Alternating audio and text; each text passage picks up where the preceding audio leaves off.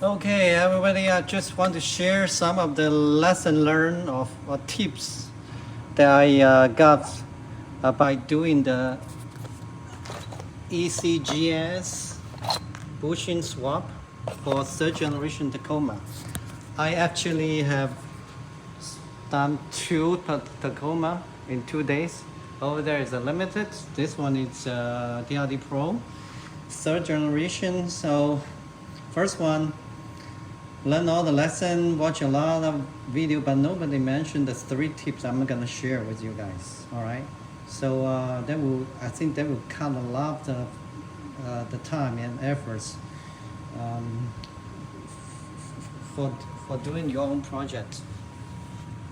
The first one, actually I put this thing in and then I realized I need to share. The first one is this thing. I printed out. The snap ring at the end of the axle. It's inside the front differential, okay? That's a snap ring here. This thing has an opening. When you put it out, it will move, right? So the trick is when you try to push the housing out,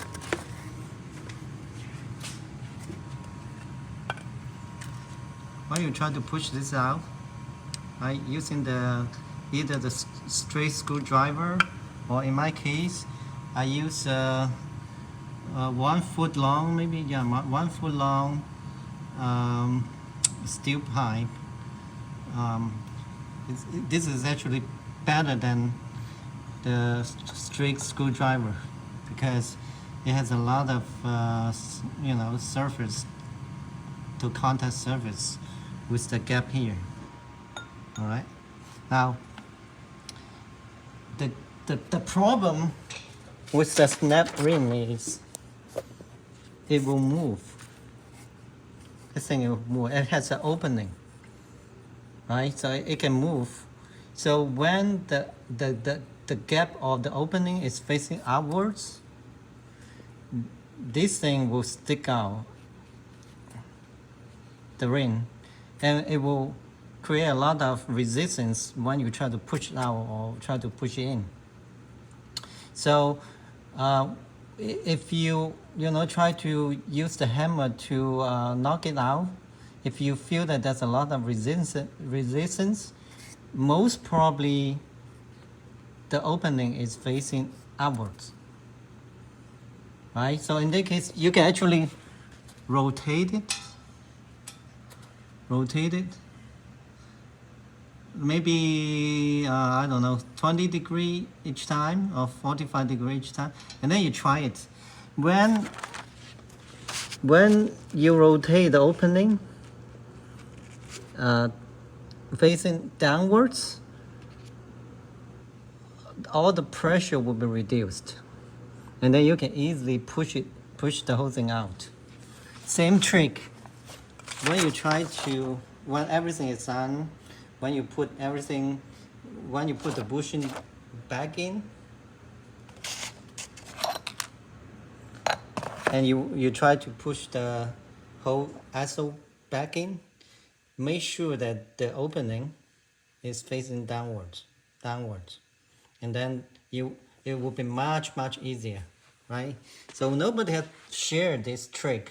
Maybe only one user mentioned that, but they never mentioned that when you are trying to push them out, you have to also, rotate the housing, to reduce the resistance. That's the tip 1. All right. Tip 2. You only need to take down the sway bar link and then the lower control arm bolts. 1, 2 on the other side. After you remove the hub, remove the wheel bearing, the 65 millimeter, the screws, you can actually move this thing to the left, and then use a jack stand to support it without creating too much pressure to the brake line, you know, all the connecting wires. You don't need to take down the tie down rod. All right, you don't need to. That will save you a lot of time, right? And another tips, when I got this tool,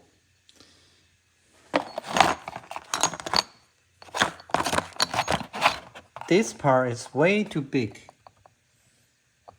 I wasted maybe 1 hour trying to get it in, and then I realized, shit, I forget my language. I need to use a Dremel to polish each side down a little bit. And you don't do it too much each time, and then just 5 times each, and then come back and try, and very soon you will it will get in, surprisingly. All right, so it's okay to polish that down to reduce the size. Now the final tip. This is a Garter ring.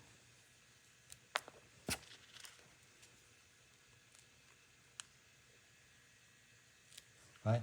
This is actually inside the oil seal. Right. So at first I used pull out kind of tools, you know, with 3 claws. So when it pulled it out, it pulled this thing out. And once this thing is out, there's basically no way you can put it back in the oil seal, and you have to get a new one, the whole new oil seal, right? That's about $22 from the dealer. Okay, so be careful with this one.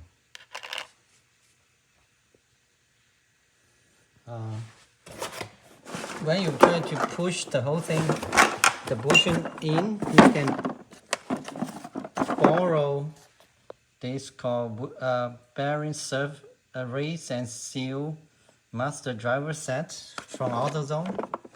You know, you can borrow it from them. They have a full set. I use this size, the smaller size, and then put it like that, and then use a hammer to knock it down. It's made of aluminum, so it will not create any damage to the bushing. Okay.